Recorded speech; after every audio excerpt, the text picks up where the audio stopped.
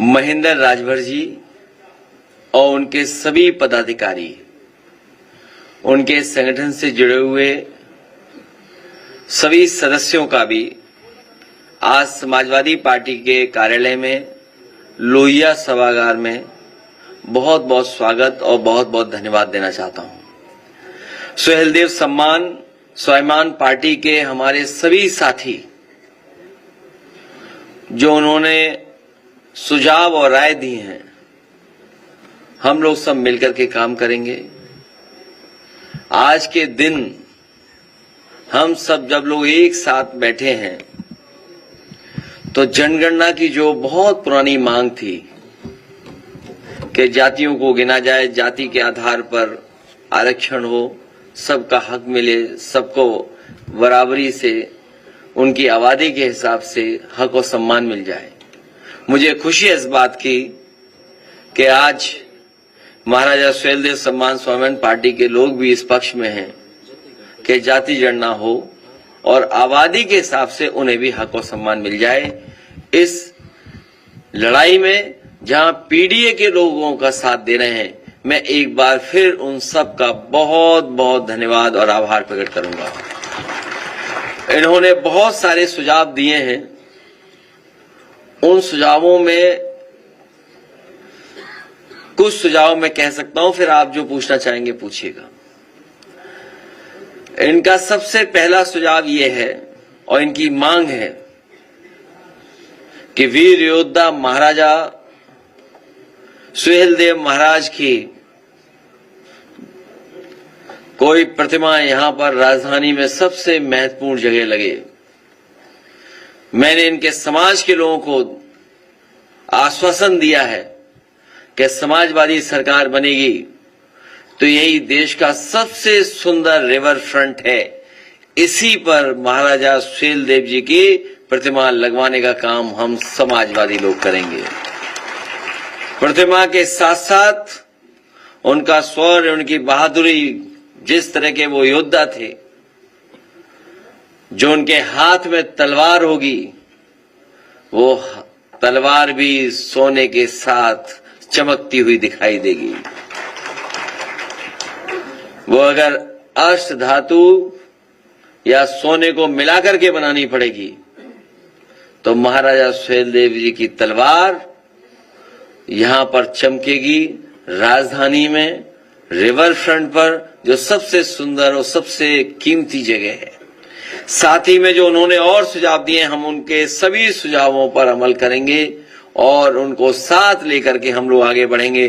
जिस तरीके से इनके समाज ने और इनके साथ साथ पीडीए समाज ने हमें लोकसभा में और पिछले विधानसभा में जो सहयोग और समर्थन दिया था, हमें उम्मीद है कि आने वाले समय में जब 2027 में हम लोग चुनाव लड़ने जा रहे हैं, इनके समाज का पूरा समर्थन हम समाजवादियों के साथ होगा। बहुत बहुत धन्यवाद। अखिलेश जी, SC/ST आयोग के जो अध्यक्ष हैं बैजनाथ रावत जी, उन्होंने एक चिट्ठी जारी की है और आपके खिलाफ कार्रवाई की मांग की है। तो कर दो कार्रवाई, क्या है। और मैं वहाँ पर रिपोर्टिंग करने गया तो सैकड़ों दलित जो उनके पास अपनी समस्याओं को लेकर आते हैं, लेकिन उनकी समस्याओं का निस्तारण किसी प्रकार से नहीं होता है और किराया भत्ता भी लगता है। तो आप इस पर क्या कहेंगे कि आपकी अगर सरकार आती है तो जो दलित परिवार जो दूर दराज से आते हैं उनके किराए भत्ते को लेकर के और उनकी समस्या को लेकर। बहुत अच्छा सुझाव दिया हमारे साथी ने। हालांकि जो पहली बात जो कही तो वो मुझे लगा कि हमारे ही खिलाफ है। खैर, ये सच्चाई है कि हमारे गरीब को न्याय नहीं मिल रहा है। हमारे गरीब और खासकर पिछड़े और दलित समाज के जो लोग हैं, उनके साथ हर स्तर पर भेदभाव हो रहा है। अगर वो अपनी सामान्य समस्या को भी लेकर के जाएं तो भी अधिकारी अनसुनी कर रहे हैं। और कई बार हम लोग सुनते हैं कि जो कुर्सी पे बैठे लोग हैं वो अपमानित कर रहे हैं। और हमारे गांव के लोग और गरीब कई बार योजनाओं को भी नहीं समझ पाते हैं कि योजना हमारे लिए है और इस योजना से हमें कैसे लाभ मिलेगा। उसके लिए भी कई बार वो राजधानी लखनऊ तक आते हैं। मैं अपने तमाम दलित भाइयों को, पिछड़ी जाति के, गांव के गरीबों को भरोसा दिलाना चाहता हूं कि जिस तरीके से फोन करने पर गांव में एम्बुलेंस आती थी, फोन करने पर आपकी पुलिस आपकी मदद करने के लिए इंतजाम किया था, इसी तरह फोन करने पर आपको जानवर नहीं ले जाना था अस्पताल, बल्कि जानवर वाले अस्पताल वाले डॉक्टर आपके गांव आकर के इलाज करते थे। तो तमाम जो योजनाएं हैं, लाभकारी योजनाएं, जिसमें घर मकान हो, न्याय के लिए हो, आपको मुख्यालय अधिकारी के पास नहीं भागना पड़ेगा, अधिकारी आपके पास आकर के सुनवाई करेगा और आपको न्याय दिलाने का काम करेगा।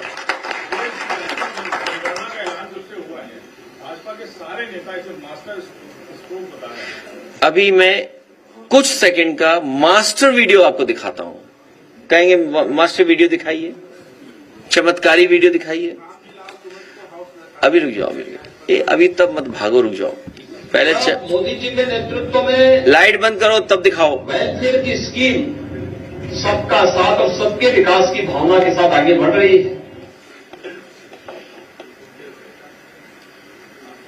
ये केवल जब मोदी जी के नेतृत्व में वेलफेयर की स्कीम सबका साथ और सबके विकास की भावना के साथ आगे बढ़ रही है, तब बांटने वाले लोग फिर जातीय आधार पर, क्षेत्र और भाषाई आधार पर बांटने की कोशिश चेष्टा कर रहे हैं। भारत को और सनातन धर्मावलंबियों को खास तौर पर इससे सावधान रहना होगा। अब ये किससे सावधान रहेंगे? आप सोचिए ना, अब किससे सावधान रहेंगे? ये सच्चाई है कि हम सब लोग, पीडीए परिवार के लोग और देश की 90% आबादी इस जनगणना के पक्ष में, जातीय जनगणना के पक्ष में। ये पहला कदम है,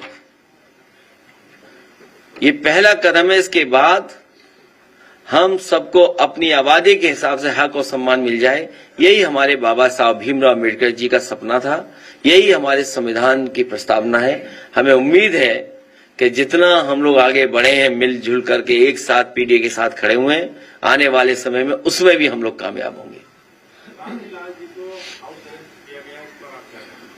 हम सबको हाउस अरेस्ट कर दो, तब भी जनता इनको हटा देगी। और हाउस अरेस्ट तो उनको करना चाहिए जो टायर खोल करके टायर फेंक रहे थे, जो टायर खोल ले गए थे बुलडोजर का। सुनने में आया कि वो टायर बुलडोजर के भी थे, जो टायर फेंके गए थे, जो टायर खोल ले गए थे, वो बुलडोजर के भी टायर थे। और सोचिए, ठेंगा दिखा रहे हैं वो लोग कानून व्यवस्था को। इससे ज्यादा खराब बात और क्या हो सकती है जो नारा दे रहे हैं जीरो टॉलरेंस का।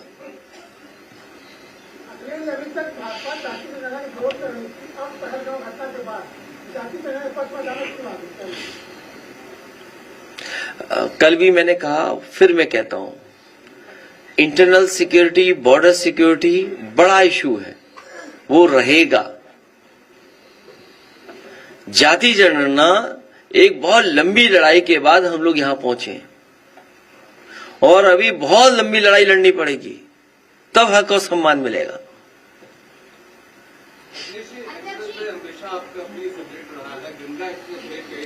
इस बार का जो एयरस्ट्रिप लगा है, डे एंड नाइट दोनों भी समय पर फाइटर्स लैंड कर सकते हैं, वॉक कर सकते हैं। इस उपलब्धि को लेकर के आप क्या? रात और दिन क्या फर्क है इसमें? जो रात में होना है लाइट लगा दो, वो होगा। और आजकल ये कौन बड़ी नई टेक्नोलॉजी है? आप लाइट लगा दीजिए, रात में उतर जाएगा। यहां तो दिन में नहीं उतर रहे हैं 11 बजे के बाद हवाई जहाज बंद, फिर नहीं उतरते। तो ये कोई नई टेक्नोलॉजी नहीं है। ये समाजवादियों ने जो विजन दिया था, मुझे खुशी है इस बात की कि समाजवादियों के विजन पे ही आगे ये सरकार और ये पार्टी बढ़ रही है। हमें समाजवादियों को इस बात के लिए गर्व है कि सबसे पहले डिफेंस के लिए और एयरफोर्स के लिए वो इंफ्रास्ट्रक्चर क्रिएट किया। इमरजेंसी के समय पर अगर आपके हाईवे को इस्तेमाल करना चाहेंगे तो हाईवे इस्तेमाल हो जाएगा, और हाईवे में ट्रैफिक भी चलता रहे वो व्यवस्था की थी, और उसी को अपना करके अब आगे बढ़ा रहे हैं। लेकिन ये जो सड़क बनाने के मॉडल हैं, हाइब्रिड मॉडल,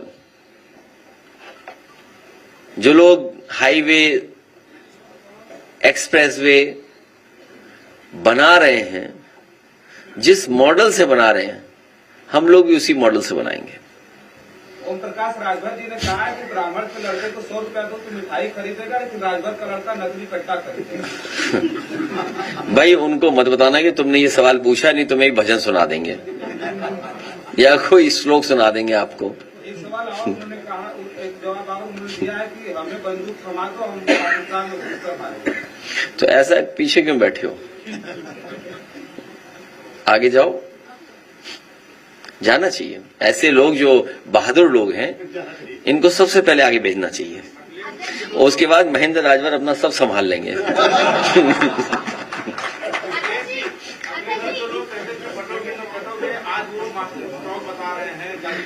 तुमने सुना नहीं अभी क्या कहा मैंने? फिर दिखाओ इनको जरा 20 सेकंड का, फिर दिखाओ। समझ ही नहीं पा रहे तुम। नेहा सिंह राठौर की लगातार मुश्किलें बढ़ती जा रही है। अब अयोध्या में भी मुकदमा दर्ज हो गया, और लखनऊ यूनिवर्सिटी के प्रोफेसर है माजी फोगाटी, उन्होंने बयान दिया था पहलगाम हमले को लेकर, तो उन पर भी कई सारे FIR दर्ज किए गए। तो आप क्या कहेंगे?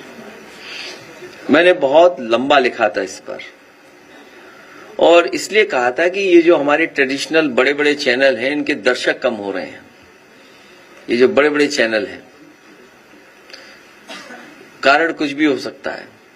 और इधर हम लोग देख रहे हैं कि यूट्यूबर्स बहुत लोकप्रिय हो रहे हैं, बहुत लोकप्रिय हो रहे हैं, उनके फॉलोअर्स व्यूअर्स बढ़ रहे हैं। इसीलिए सरकार दबाव बना रही है। उनके घटते दर्शक और उनके समर्थक भी अब वो चैनल नहीं देख रहे हैं। वो समर्थक जो हैं वो दूसरे चैनल देख रहे हैं, क्योंकि वो सच्ची खबरें हैं। और लोकतंत्र, डेमोक्रेसी और बाबा साहब भीमराव अम्बेडकर का संविधान हमें अधिकार देता है कि हम सवाल पूछें। अगर हम सवाल पूछते हैं तो सरकार घबरा क्यों रही है? फिर प्ले कराइए इनका जवाब है, इसमें आखिरी में जवाब दिया उन्होंने।